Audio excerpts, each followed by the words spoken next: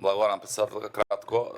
Најмалку носиме закони од омрази овде кај што се инсинуира, но ме инспирира ова говорење и на колешката Петровска и на колегата Битичи.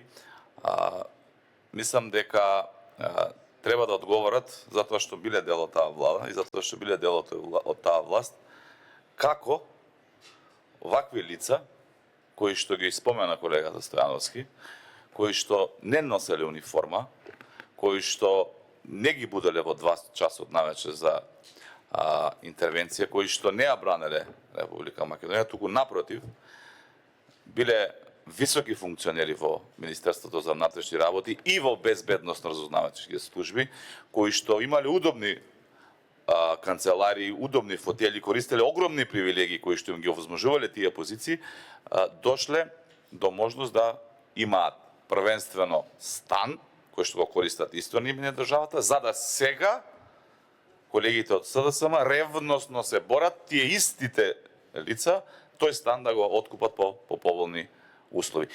Тука е проблемот и тука е точката каде што ние се разликуваме. Ние сакаме да припадниците кои што се жртвувале за оваа земја да имаат одредени поволности. За жал не можеме сите. Јас можам да наведам милион лица овдека кои што не исполнуваат услови да земат стан.